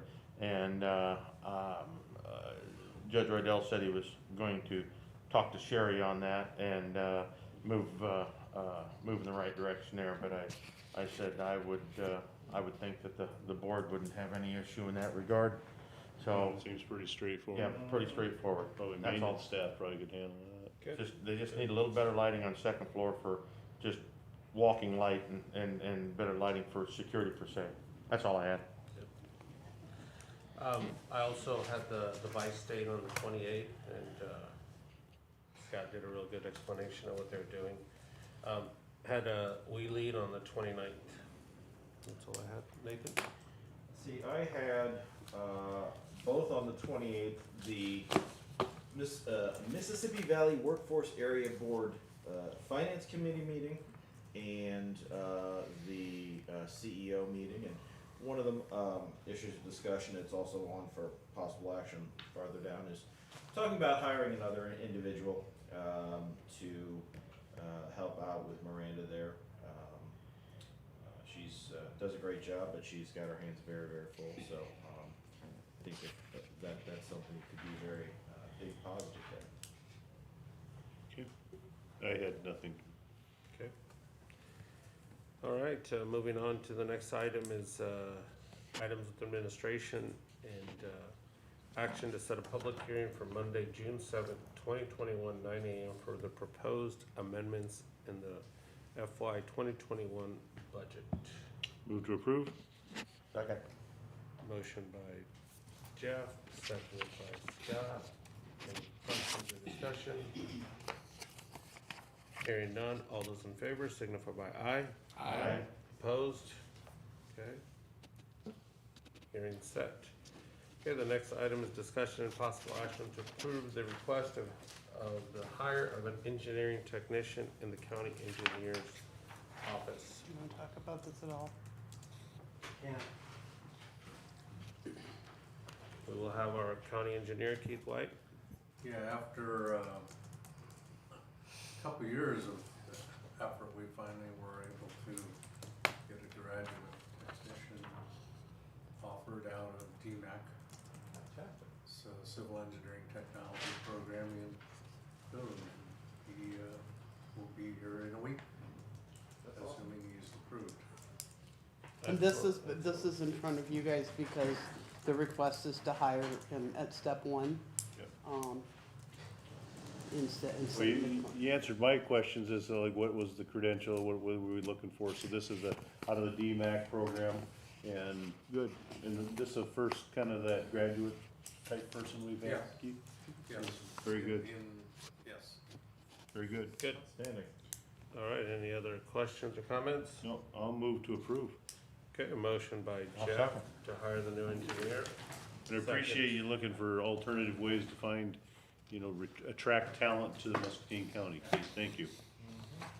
All right, again, a motion by Jeff to hire the new engineering technician in the county engineer's office, a second by Scott. All those in favor signify by aye. Aye. Opposed? Okay. Hiring approved. Okay, the next item is discussion and direction regarding the serving as an employer of the record for the possible second to Mississippi Valley Workforce Area Board employee. So we currently have an agreement to serve as the employer of record for Miranda, who is the Mississippi Valley Workforce Area Board's executive director. Miranda has approached me about if we would be willing to serve as the employer of record for a second employee. Executive secretary, I You're can't, basically an executive assistant, yeah. Yeah. I can't remember the exact title. maybe administrative assistant, yeah. So you guys, everybody recalls, we did this, this is the eight county, board put together. And the issue was, somebody had to be an employer of record. Muscatine and Des Moines counties probably were the only two that would have any kind of capability. Well, Scott could have, but I think Muscatine and Des Moines were the logic choices at the time.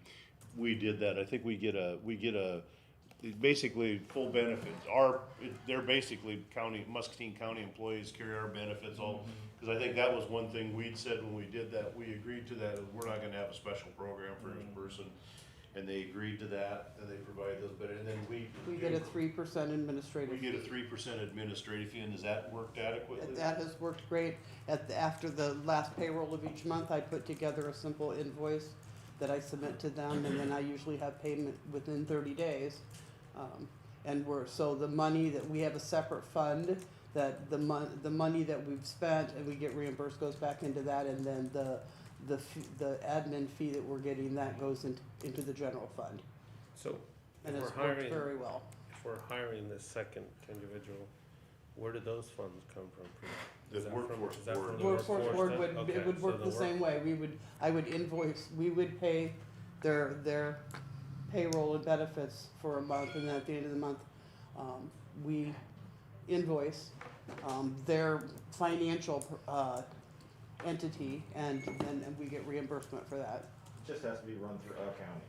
Yeah, so this all Yep. came as a rehaul, or overhaul of the workforce development system. And the Mississippi Valley was kind of leading the whole way. Miranda has done yeoman's work in actually helping the state get our system compliant. And I think the region is about a $2.1 million budget. And this does there's like the 5 different titles of unemployment. Basically, you're talking about unemployment, worker job training and stuff. And we're responsible for titles 1, 2, and 4, something like that. And then you have a bunch of other that are really state employees. And then we also provide these American Job Centers, and we have to fund that through that workforce board. So that's a board of volunteers. and then Miranda is the executive director, making sure all the i's are dotted and t's are crossed, and it is, originally when the board did it, I was very concerned that we wouldn't even be able to afford an executive director, cause it's like, where's the money? But what had happened was in Iowa, we had commingled so much stuff that none of us that were sat on the board, and I was on it for almost 10 years, and I had no idea the administrative funds that were generated, and the community colleges were getting those, that they were getting to administer that program and keep it compliant. And that's what the board is now directing and hiring their own staff and doing that, so they have a fiscal agent, they have service providers and so on. So this was one, I think, Jim, we drug you in a little bit on some of the potential litigation on that, but I think that's all settled, the dust is all settled, and I think that it's going well. I trust, I mean, I haven't heard anything other, and so.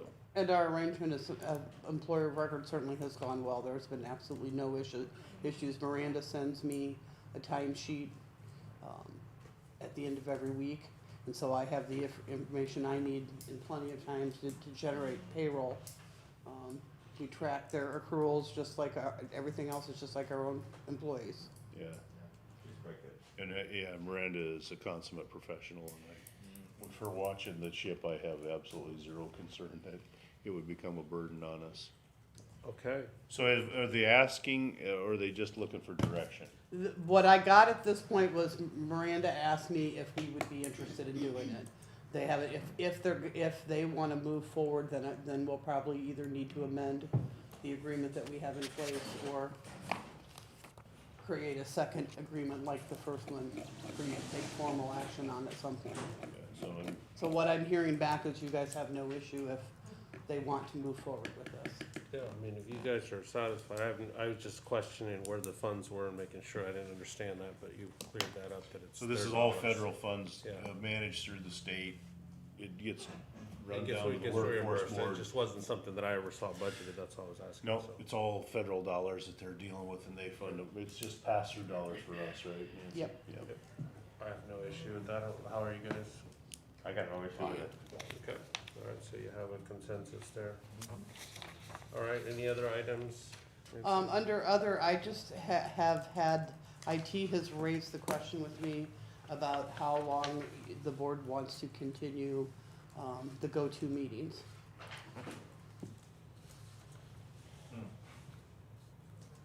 I could see about a month left, I think I feel comfortable going after that.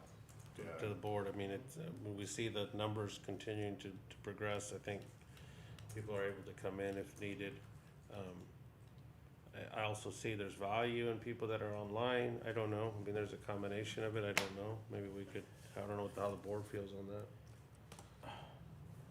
Well, right now, IT is managing that, which, causes their staff of 2 to essentially be down to a staff of 1 Yeah. for the period of the board meetings. If you want to continue to do them, then we would probably look at one of my staff people being responsible to keep it make sure things are working properly during the meeting and free up the IT staff. I think that, you know, in my mind, I'm comfortable with allowing people back into chambers and using that, and I don't know that we've seen any more or less participation in board meetings as a result of it. I mean, it's been handy for like Mike, who hasn't traveled over here every week, but also we lose a little contact that way too. Everything else, you know, attendance at board meetings and public input in my 10+ years on the board is always driven by issues and events. So, you know, the time when we've had a well-attended, it's been around the confinements, it might be around the solar. So it's always point issue things anyway, and people are gonna find a way to get their voices here. So I'm comfortable with not doing it any longer and just inviting people to the board meeting. Yeah. Up to you. Well, Yeah. we right now, we have it set up. I think it's still We scheduled. have meetings set up through, May 24th, Oh, we just did it there. Yeah, okay? I'm ready So to then end it.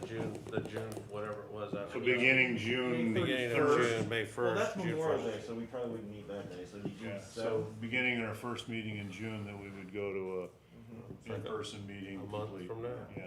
Yeah, Yep, perfect. and I will put that information out there Be on our good, just website and let- such. That's what I to was kinda saying, let that's why I people- wanted it a month from now, that's why I was trying to, oh, you guys are already, now You're you're picking up good. what I'm laying down.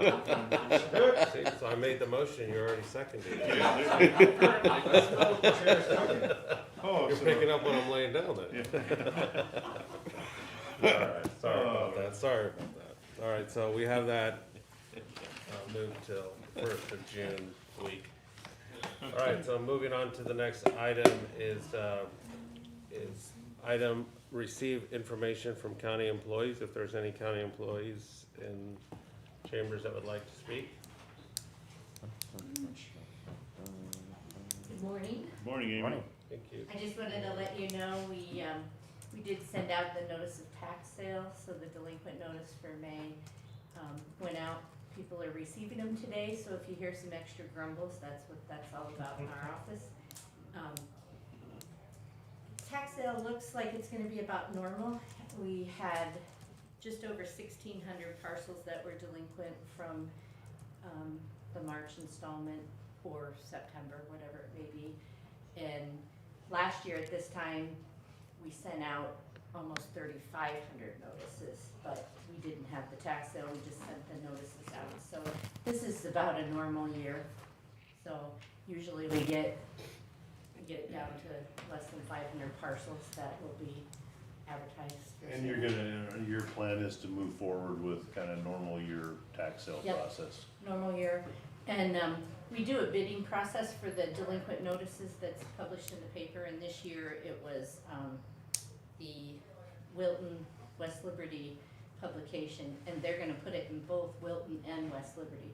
They're charging us for one publication, but they'll put it in both papers, so it won't be in the Muscatine Journal, but it will be published in those, and we do make it available online as well. Okay. Amy, we had discussed, I think, last year, I believe, we talked about pushing off what we had from COVID and some of those tax sales. So would some of those 1,600 parcels have an increased cost for tax dollars since they may be delinquent from over a year? No, because the proclamation was built into the system to not charge penalty during that COVID period when the Okay. governor issued a proclamation. So they did get that break of They interest did during get those that. months. Okay, Yeah. okay, So they good. weren't charged interest on delinquent taxes for the whole entire period? The taxes are still due? Taxes are still due. They're charged interest, but there was a certain period of months when a lot of the offices were closed that they Yeah. waived the interest penalty, and I apologize, I don't have those dates with me Yeah. now, but No, and that's fine. I it's just built remember into we the had that computer. discussion and I just wanted to yeah. make sure Yeah. what it was. Okay. Okay, any other questions or comments? Thank you. Thank you, Amy. Any other information or comments from county employees? Okay, we move on to the next item, receive comments from the public. If you're on the line, if you could please issue your name and address and any comments or questions you may have for the board. Hello, can you hear me? Yes. Yes. Okay, this is Cheryl Plank, and my address is 1700 Desert Avenue here in Muscatine. And just a couple comments from discussions today, if you don't mind. One is, as a CEO of a provider agency, Crossroads, the bank cards that Felicia suggested would be fabulous. And then, just second, I oftentimes listen in on Mondays, but getting away from my desk and coming in person would be difficult.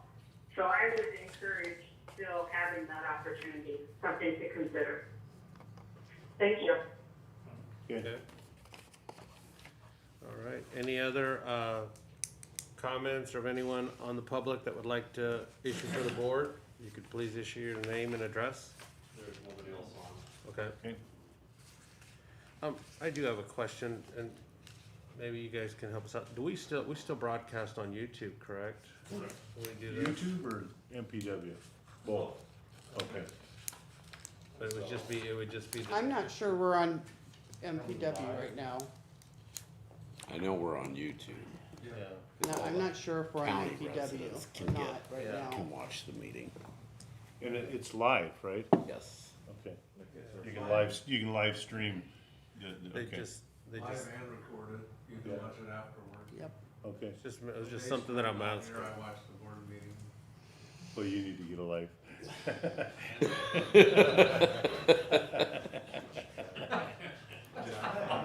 Okay, all right, well, We sleep. hearing, hearing no other comments for the public, I will, make a motion for a 5-minute recess before we go into a non-public pursuant, chapter. Okay, so we're gonna go into recess?